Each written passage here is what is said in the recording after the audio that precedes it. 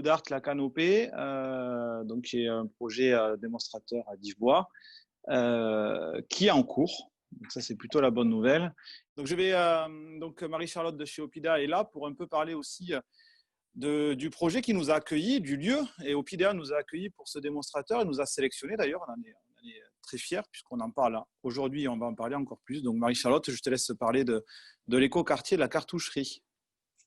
Oui, tout à fait. Merci Jean-Christophe. Donc, pour resituer ce projet de construction sur une échelle un petit peu plus large, donc le projet Woodart qui s'inscrit dans une ZAC Opidea.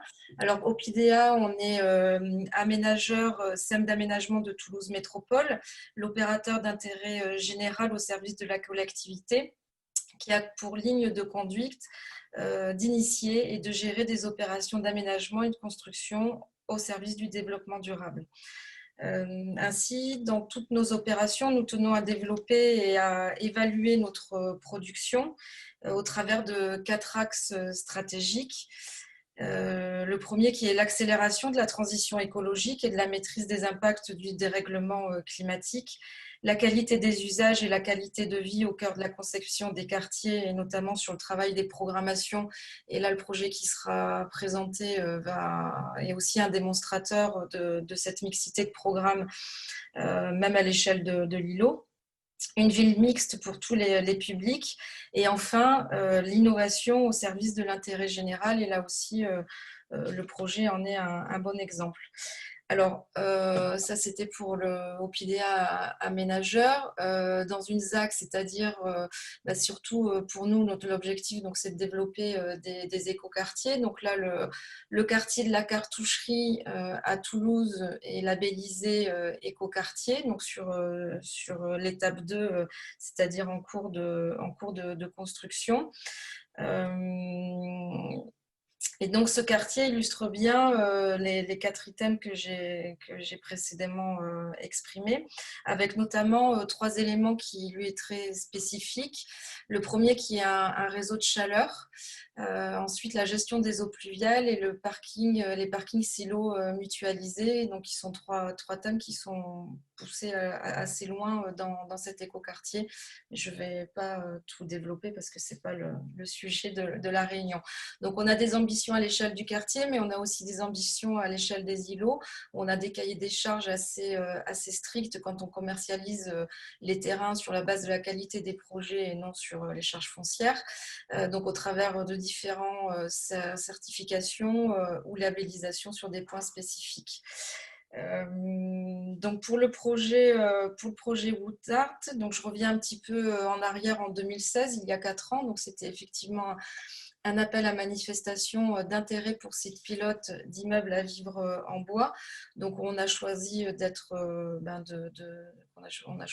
participer à cet appel à manifestation et surtout en proposant un site très stratégique pour nous, donc au sein de cet écoquartier, pour trouver une cohérence et une résonance au sein d'un quartier avec des préconisations de développement durable. Et puis aussi, aussi sur un axe d'entrée de ville, donc sur l'avenue Grande-Bretagne, donc qui est une pénétrante de l'agglomération toulousaine. Et également à l'échelle du quartier, donc c'est sur la place principale du nouveau quartier où il y aura commerce, services et animation, cinéma et autres. Donc voilà pour le... Je reviens sur la slide principale. Donc ça, c'était en 2016. En 2007, le concours à Divois. Donc on a pu choisir l'ensemble des équipes et puis après développer le projet dans sa mise au point et en 2020, le chantier. Donc depuis cette expérience, donc on avait commencé en 2007 et aujourd'hui on compte à Opidea 7 projets en cours qui sont à l'étude, des projets structure bois, alors plutôt sur des façades bois, voilà, qui sont assez des projets sur des maisons, de l'intermédiaire, du collectif, des choses assez différentes, voilà, qui sont développées au sein de 5 quartiers aménagés par Opidea. Pour conclure, pour nous, c'est toujours l'occasion aussi de remercier les équipes qui travaillent dur pour développer ce projet et qui surtout le concrétisent. Et puis, c'est encore le moment de les encourager pour la suite, car c'est pas fini. Et enfin, surtout pour nous, c'est de partager les expériences et de développer la production bois, afin que cette expérience, elle reste pas isolée et d'échanger, que les informations circulent. Voilà. Donc là, je peux laisser la parole pour les éléments plus précis sur ce projet de construction à Jean-Christophe. Donc après un maître d'ouvrage et un aménageur, un maître d'ouvrage privé qui va parler du bois avec sa vision de maître d'ouvrage. Donc déjà, la chance du site, c'est le lieu et le lieu, puisqu'on est bien placé et ça nous permet de vendre, ce qui est positif. Parce qu'un projet en bois a sa valeur, est complexe à intégrer et ça a été un soulagement pour nous et ça nous a permis d'avancer assez sereinement. Donc le lieu, on en parlait, on voit l'arrondi. Donc c'est un des 4 ou 5 projets qui encadrent le futur lieu de vie de la ZAC, de l'écoquartier, de la cartoucherie, et qui va être un point névralgique puisque l'opération, on le reverra après, accueille un hôtel, des logements et du commerce. Donc complexité par la mixité d'usage aussi du projet et donc de la place du bois à l'intérieur de ce projet. Donc on le voit, on peut passer à la slide qui suit. Donc Opidea a fait un superbe film de l'opération, de la ZAC, que vous pourrez retrouver sur leur site internet, où on se balade à l'intérieur de celui-ci et on voit le projet Woodart qui émerge, puisque en fait l'idée a été d'avoir une tour signal. Alors quand on dit tour signal, c'est qu'on est parti sur un niveau de bâtiment R+10, mais en restant en classification feu à R+9, puisqu'on a fait des duplex, on a un peu triché pour atteindre le 10e étage et rester du coup, ne pas passer dans une valeur de hauteur d'IGH qui aurait été complexe et qui est complexe. Donc là, on voit des images où on voit la tour, on voit le pied d'immeuble et l'hôtel qui remonte. On peut passer à la suivante. Donc voilà le projet. Donc ça, c'est l'image commerciale. C'est l'image qui a un peu bougé puisqu'on travaille aussi sur la ZAC pour bien intégrer ce projet avec des coloristes en collaboration avec Opidea. Surtout, ce qu'on peut penser être en façade n'est pas du bois. On retrouve une mixité de matériaux qui sont la terre cuite. Et pour alléger la structure, on a passé des éléments qui étaient initialement en terre cuite en aluminium, ce qui nous a permis de dédoubler la structure métallique pour tenir des éléments décoratifs, vu les contraintes qu'on a rencontrées lors de la conception du projet, même pendant la réalisation, j'y reviendrai après. Donc, qu'est-ce que le projet Woodart? Comment est-il composé? Donc, par un projet, une équipe, puisque ce dossier-là n'existerait pas s'il n'y avait pas eu un parti pris très fort et un engagement très fort de l'ensemble des membres de l'équipe qui sont là, mais pas tous, puisqu'il nous manque notre AMO HQE, qui aussi va être là pour les labellisations, et Socotec, que j'ai mis en bas avec le logo, puisque la porte d'entrée, la réussite du projet a été aussi la validation par un bureau de contrôle de nous accompagner sans ATEX. Donc, c'est un projet qui se fait 100% en avis de chantier.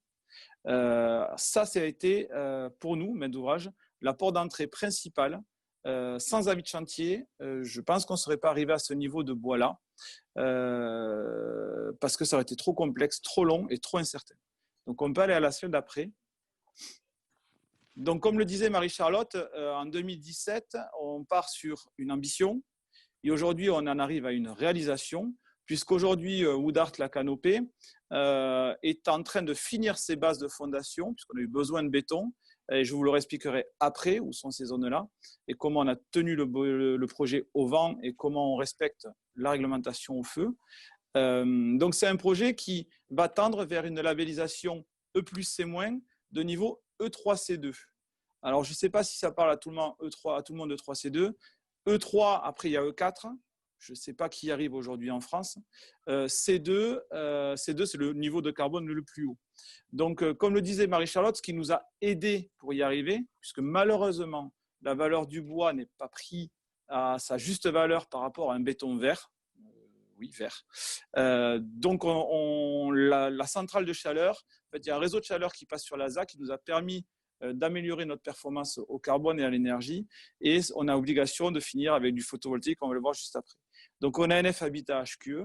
Et après, on a allé chercher un label bâtiment durable d'Occitanie, le BDO. Alors, le label le plus connu était le BDM, puisque c'était Méditerranée qui a commencé. Et maintenant, il y a le BDP, comme Paris, qui existe depuis un certain temps, mais qui est en train d'émerger. Et donc, sur le niveau BDO, on est passé à un niveau conception. Et lors de la conception, on a atteint le niveau argent. Et en ce moment, on travaille pour essayer d'aller atteindre le niveau or, qui est le niveau le plus haut. Donc ça, c'est pas gagné, c'est pas évident. Donc tout le monde est en train de calculer derrière son ordinateur pour y arriver et à le justifier, puisque tous les usages et tous les autres sujets, eux, sont déjà atteints. Et enfin, c'est un projet qui a été subventionné par la région d'Occitanie dans le cadre de l'appel à projet NOWAT. Donc c'est l'Occitanie à énergie positive. Donc ça a été le salut du passage de ce projet à une composante de bois à 76%. Donc 76%, ça veut dire quoi? C'est remplacer un mode traditionnel classique qui peut être des planchers béton, des murs béton, par un système bois. Donc on parle en termes de surface. Donc ça, on a réussi à le faire grâce à la subvention. Autrement, on aurait dû revenir sur un projet à 20% de bois, donc beaucoup moins démonstrateur. Et la région, comme ça je répondrai à la question qui arrivera peut-être après, nous a accompagnés à hauteur de 10% du coût des travaux. Sans ça, c'est un projet qu'on n'aurait pas pu réaliser sous cette échelle-là. Donc ça a été un gros accompagnement et la région, on ne la remerciera jamais assez, hormis le jour d'inauguration autour d'une coupe de champagne. Et enfin, on va aller chercher le label BBCA niveau 1, puisque pour nous, c'est un peu nouveau ce label, il est un peu dur à appréhender encore.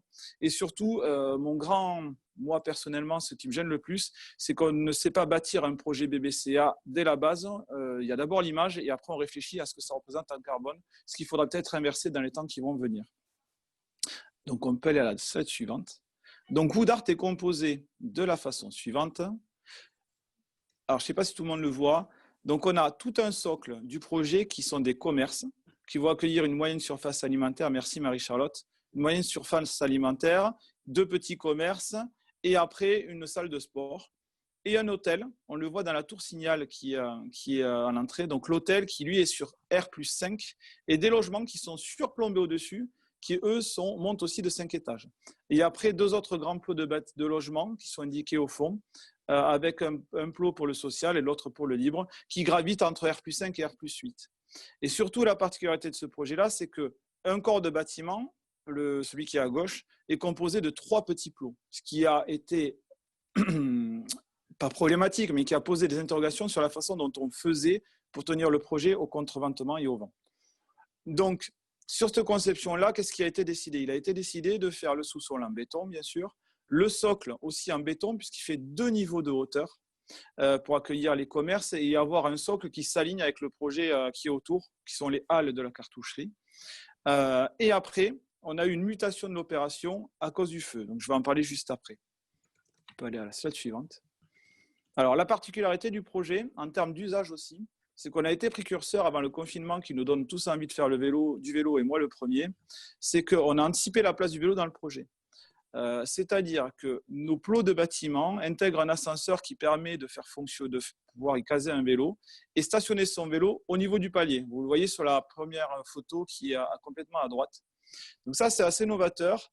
On va voir comment ça vit, même si on a eu la critique de nous dire qu'il y aurait des ascenseurs là-haut, ce qui est possible, je ne peux pas dire non, mais en tout cas, c'est les usagers qui devront être maîtres de leur comportement. Mais on y a pensé d'entrée de jeu et surtout, ça fait écho à ce côté C2 et à ce côté carbone et c'est l'insertion d'un projet dans un milieu urbain. On peut aller à la slide qui suit. Donc ici, on parle de biodiversité parce que c'est un projet qui est 100% minéralisé. Il faut savoir que le site de la cartoucherie, ça porte bien son nom, on y faisait des cartouches et c'est un milieu qui est assez pollué.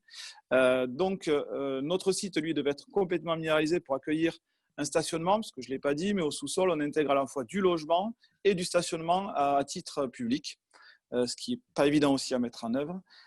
Donc les architectes ont décidé sur la partie haute des commerces d'avoir un réel jardin. Alors, quand je dis un réel jardin, c'est que l'épaisseur moyenne de terre, enfin minimale de terre, pardon, c'est 50 cm. Après, on va travailler avec des des buttes de terre. Donc là, il y a tout un concept qui a été vu pour avoir un matériau allégé au milieu des buttes et pouvoir avoir des fosses pour qu'il y ait assez de terre pour les arbres, avec un système d'ancrage pour que les arbres ne tombent pas au vent, etc., etc. Mais surtout, ça va permettre à nos habitants de retrouver, d'avoir un lieu de partage, de rencontre, de rafraîchir l'îlot et d'accueillir la biodiversité aussi, puisque ça devient un bol relais vert pour les animaux, les oiseaux ou autres. Donc on peut aller à la slide qui suit. Donc là, c'est pour illustrer la démarche de Biocénis qui nous accompagne sur l'opération. La slide d'après. Donc, l'utilisation de l'ENR pour atteindre le E3C2. Donc, E3C2 biosourcé niveau 1, mais par le bois déjà, par le choix de l'apport énergétique qui est comment on appelle ça, pardon, le réseau de chaleur, et par le photovoltaïque qui, lui, va nous permettre de ramener de l'énergie. Alors, le gros intérêt de ce projet-là, c'est qu'on a l'hôtel. Donc, une partie des ENR seront consommées en permanence pour le fonctionnement de l'hôtel. Une autre partie sera pour la copropriété et revendue pour le bénéfice de la copropriété, puisqu'une copropriété ne consomme pas suffisamment d'énergie pour l'autoconsommer à 100%, c'est de l'ordre de 10% à peine, ce qui est dérisoire par rapport à ce qu'on pourrait en faire. De même, peut-être on saura créer de l'hydrogène grâce au solaire, on n'en est pas encore là, ça viendra sûrement vite, vu la mobilisation de l'État autour du projet vert. Donc après, on peut aller à la slide suivante. Donc construire avec la planète et avec le bois et les ressources locales. Donc là aussi, ça a été un des enjeux du projet, de l'appel à projet à Divbois, pas à Divbois, pardon, NoWatt, qui était d'aller chercher et d'utiliser du bois d'Occitanie. Vous allez me dire, très dur de savoir quel bois il va y avoir dans du CLT. Je vous réponds oui, c'est impossible. Par contre, ce qui est sûr, c'est qu'on peut être certain et avoir un engagement de celui qui achète du bois d'acheter la quantité de notre opération dans les forêts d'Occitanie.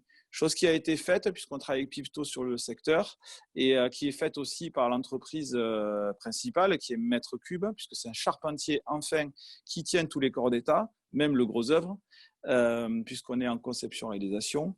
Maître Cube est plus précisément et localement à Agos, Pyrénées-Charpente. Donc le bois sera occitan, au moins dans l'achat, il y en aura peut-être un peu dans le CLT, mais ça je ne peux pas le promettre. Si on nous fait des tests d'agrumes, je ne saurais pas répondre favorablement. Donc on peut aller à la slide qui suit. Donc ce qui a été notre plus gros enjeu, alors il y a beaucoup d'écriture, mais je vais surtout le dire à l'oral, ça a été déjà la persévérance de ces acteurs, je vous l'ai dit, l'accompagnement de la région, autrement on n'aurait pas pu arriver à faire ce projet-là. C'est un projet qui coûte à peu près 20 millions d'euros. Et les causes de la complexité d'un projet en bois en 2019, pour nous, ont été les suivants. Déjà, c'est une réglementation incertaine et une interprétation des normes.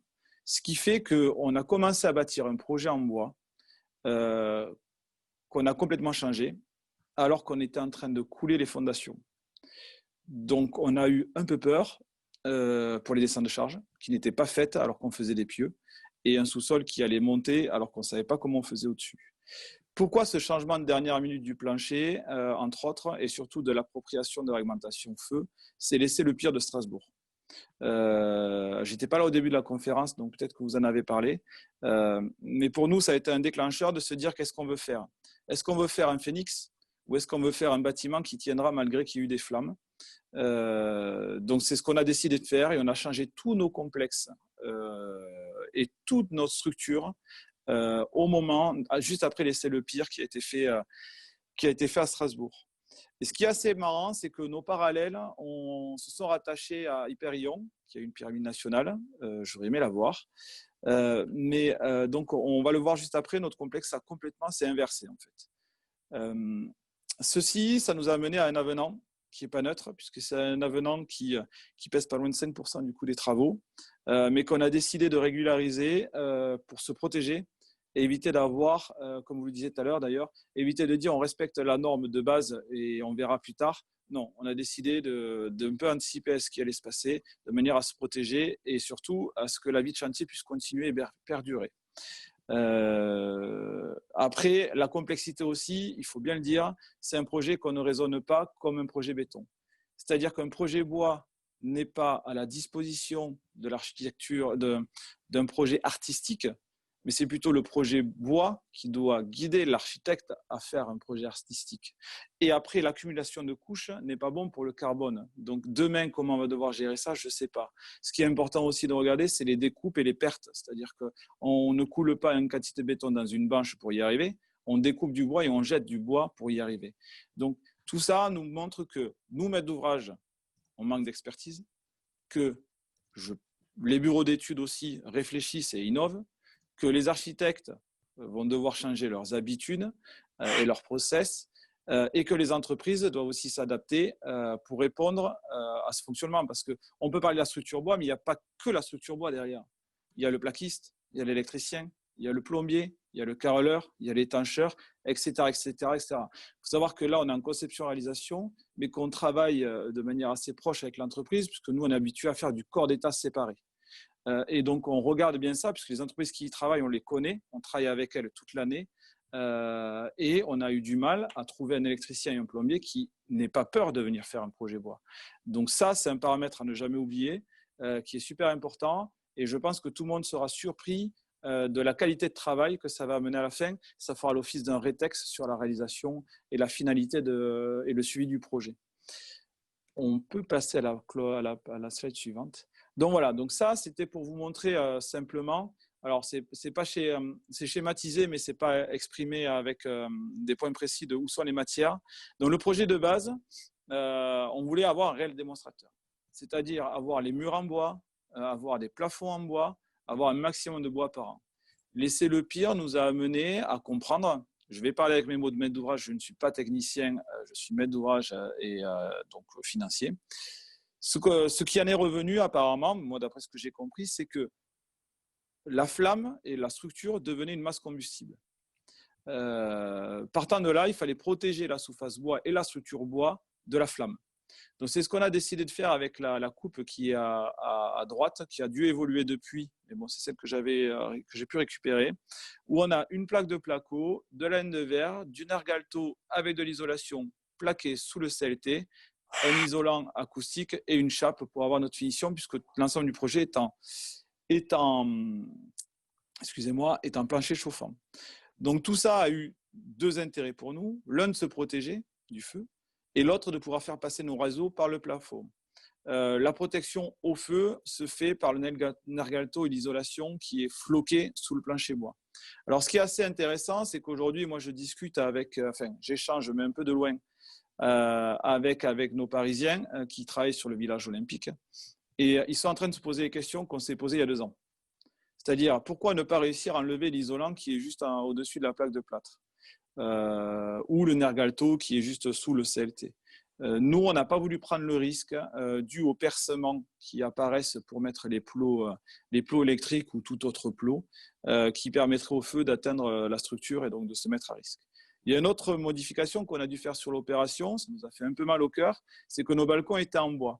On se rend compte que tout ce qui est émergent en bois est un risque potentiel, puisque l'eau est le risque le plus fort, est un des risques après le feu le plus fort sur une structure bois. Donc, on a décidé de les faire en bac collaborant. Ça a eu le bénéfice de nous protéger du C+D, de nous amener une finition directement et de désépaissir, alléger les structures. Donc, tous nos balcons aussi, pendant la réalisation des pieux, ont basculé pour être en bac collaborant. On peut aller à la slide qui suit. Pareil, à l'intérieur aussi, notre structure est passée beaucoup en poteau-poutre avec de la perte de CLT en mur pur, puisqu'il n'y avait plus d'intérêt économique et en termes de poids. Ça n'avait pas d'intérêt particulier d'en mettre autant. Donc, on est revenu sur un modèle classique. Donc là, ça, c'est la structure. J'ai écrit bois. C'est bois de Woodart. Donc, cette structure-là, on voit apparaître en rouge des poutres échelles qui nous permettent, puisqu'on le voit, il y a 3 plots, de contreventer l'ensemble du projet au vent. Et après, l'ensemble des façades périphériques sont en MOB, c'est sur bois, et les planchers sont en CLT. La cage du milieu n'a pas cette poutre échelle puisqu'on a décidé pour la sécurité au feu dans le cadre de l'opération de Woodart d'avoir les escaliers et les ascenseurs qui restent en béton. On s'est dit si on doit sortir ou si on doit pouvoir évacuer, au moins que quelque chose soit sans superposition de couches de plâtre, etc., des scotch et tout ce qu'on veut, soit étanche, soit solide au feu et un peu plus pérenne que le bois qui, une fois qu'il a brûlé, finit comme une bûche en cendres. Ça a été notre parti pris. Les parties communes, elles, sont restées en CLT. Donc là, on voit bien l'architecture du projet. D'ailleurs, il y a une problématique qu'on a rencontrée, je n'en ai pas parlé, autour de l'hôtel, où le classement de l'hôtel nous a forcé à avoir une dalle béton entre l'hôtel et le logement, coupe-feu 2 heures. Donc, et le feu, les sprinklers ayant été refusés, vous en avez parlé juste avant, et n'étant pas pris en compte dans la réglementation, on a décidé de passer tous les planchers de l'hôtel en béton. Donc, on est passé d'un module 3D qui était prévu pour les chambres d'hôtel à un module plancher béton, mur ossature bois, de manière à réintégrer et à conserver le process un petit peu bois qu'on avait prévu initialement. D'ailleurs, l'hôtel, pour la partie thermique, a une dalle active. Je ne sais pas si ça parle à tout le monde, c'est-à-dire que le plancher chauffant est directement dans la dalle du plancher. Donc ça, c'est pour représenter ce qui se passe en façade. Donc c'est une opération qui aura des éléments préfab béton, c'est des éléments de chez Terreal qui sont divisés en 3 sur l'ensemble de la hauteur et qui vont protéger en fait la première façade des intempéries. Donc tout est avec cette structure en terre cuite et les fonds de loggia, elles, seront en bois. Il faut savoir que des éléments de façade arriveront près directement de l'usine de chez Pyrénées Charpente, avec intégré à l'intérieur la façade terre cuite, les menuiseries extérieures aluminium bois, enfin c'est bois recouvert d'aluminium, c'est MC France qui nous fournit, ça vient de Vendée, et avec l'isolation et les pare-pluies par vapeur, enfin tout ce qui va bien, et les plaques par feu aussi qui sont derrière les plaques les éléments en terre cuite. Donc ça, il me tarde de le voir arriver puisque ça va commencer en production sur l'usine de Pyrénées Charpente. Donc nos clients et Woodart, la canopée. Avant d'en parler, je vais parler un petit peu planning puisque pour nos clients, ça a été important. Aujourd'hui, le Covid nous a complètement arrêtés, mais va nous permettre de se relancer puisque le gros œuvre intervient. Donc c'est une opération que normalement on va livrer à nos clients en décembre 2021. Pardon, pas en décembre, en octobre ou novembre 2021. Il faut savoir qu'aujourd'hui, contractuellement, avec tous nos clients, on a signé pour avril 2021 et que nos premiers clients avaient signé pour une livraison au 4T 2019. Pourquoi je dis ça? C'est que tous les problèmes de conception qu'on a pu rencontrer nous ont amenés à décaler pour réussir à sortir l'opération. Donc, assez complexe, impossible à expliquer à un client. Pour l'instant, les clients sont assez compréhensibles. Enfin, on arrive à peu près à discuter avec nos clients. Et pourquoi? Parce que dans l'appel à projet à énergie positive, on nous a imposé, oui, on n'a pas eu le choix, que de réfléchir à ce qu'on appelle l'usage dans nos bâtiments. Donc, on peut aller à la salle suivante, s'il te plaît. Donc, l'usage dans les bâtiments, ça se traduit par quoi? Ça se traduit, là, vous avez devant vous le parcours client VEFA classique. Un client, quand il achète un logement, je ne sais pas si ça parle à tout le monde, mais ça va être intéressant de le comprendre, puisqu'aussi, on fait un projet en bois, mais les clients ne le voient pas. Donc, il est important aussi qu'ils le comprennent. Donc, un parcours classique d'un client, il réserve, il fait son montage financier, il achète son logement, on lui fait des courriers pour lui demander de l'argent à chaque fois que ça avance en hauteur, en altimétrie. On l'accompagne pour personnaliser son logement, on lui fait valider ses plans électriques, il fait des travaux modificatifs, vient le moment de ses choix. À un moment, on fait une visite cloison pour lui montrer qu'on a bien positionné les prises aux bons endroits. Arrive l'assemblée générale. Là, il parle, il rencontre enfin ses copropriétaires. Il va voir avec eux. Je suis un peu long là. Il va voir avec eux, il faut me couper si jamais. Il va voir avec eux. Il va parler juridique et argent. Et enfin, on va le livrer. Et nous, on est là que pour de la garantie pendant 1 an, 2 ans ou 10 ans. Mais c'est du passage épisodique. Donc, on disparaît complètement. Donc, on a décidé, c'est la fois d'après, d'innover aussi sur ce sujet-là en proposant à nos clients des ateliers.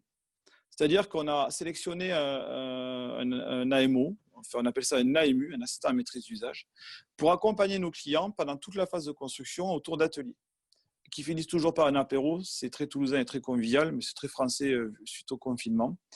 Donc, autour d'ateliers. Ateliers autour de l'architecture, autour du projet en bois expliqué par l'entreprise, autour du volet paysager qui vont pouvoir travailler avec le paysagiste, autour des halls d'entrée qui vont pouvoir aussi un petit peu travailler dans la limite de nos budgets avec les paysagistes, d'une visite de chantier en marchant. Ils vont bâtir ensemble leur guide de bonnes pratiques et de bons gestes verts, puisqu'il y aura 10 logements qui seront équipés de capteurs pour voir le confort qu'il y a dans ce projet en bois, hygrométrie, chaleur, consommation d'énergie, etc., etc. Et l'idée, c'est qu'à l'Assemblée générale, qui est un moment difficile, ce soit un moment où, en fait, on se retrouve. Et ensemble, on décide de bâtir nos règles qui seront été faites. Et on décide aussi de prendre les bonnes décisions pour le bon entretien de notre copropriété. Et après, on a décidé aussi de les accompagner pendant 18 mois autour d'apéritifs tous les 6 mois pour savoir comment ça va, comment ça se passe, que les acquéreurs qui sont devenus des habitants rencontrent des locataires qui sont aussi des habitants pour que tous ensemble, la résidence vive bien. Donc ça, c'est assez novateur, c'est nouveau. Donc voilà, donc l'idée c'est ça, c'est 3 propositions de hall qu'ont fait les architectes. Donc on n'en est pas là encore avec le groupe de travail. On peut aller après, à celle qui suit. Donc après, c'est le livret d'accueil qui va être bâti ensemble. Et enfin, la semaine d'après, visiter son chantier en marchant. Donc pour tout vous dire, aujourd'hui, nous avons fait un atelier. Ma grande crainte, c'était qu'on n'ait que 4 ou 5 clients. Au final, on en a eu 46. Ça a été une réussite. Et le prochain est le 8 juillet. Il me tarde déjà d'y être. Et c'est un maître d'ouvrage qui vous dit ça. C'est assez étonnant. Moi-même, je me suis étonné. Donc voilà, la dernière slide. Donc tout ça pour dire que ce projet, on le porte. Ce projet, on en est fier. Tout le monde est très, très investi autour de ce projet-là. Et que ça va commencer à faire du bruit, je pense, et on espère que ça donnera envie aux autres d'y aller, sachant que moi-même, si je devais recommencer, enfin, nous-mêmes, si on devait recommencer sur Toulouse, on ne le prendrait pas dans le même sens, et je pense qu'on n'arriverait pas à faire la même chose. Parce que tout le monde s'est tellement engagé qu'un engagement tel ne permet pas de le reproduire tous les jours. Par contre, il y a beaucoup de bons gestes à avoir pour demain pouvoir le reproduire, et c'est ce qu'on est en train d'analyser. Et qui se conforte quand on voit des projets comme le village olympique qui se crée, quand on voit un projet comme la Tour Hyperion qui arrive quasi au même résultat que nous sur certains éléments. Et je suis sûr que demain, on retrouvera une habitude et qu'on arrivera à faire comme on fait en béton, ne plus réfléchir à comment on va faire pour y arriver. Voilà, et bientôt, on va faire un grand colloque autour de Wood Art, quand on pourra tous se réunir à plus de 200 personnes. Pour en parler. Et vous aurez bientôt un article dans le Moniteur début juillet.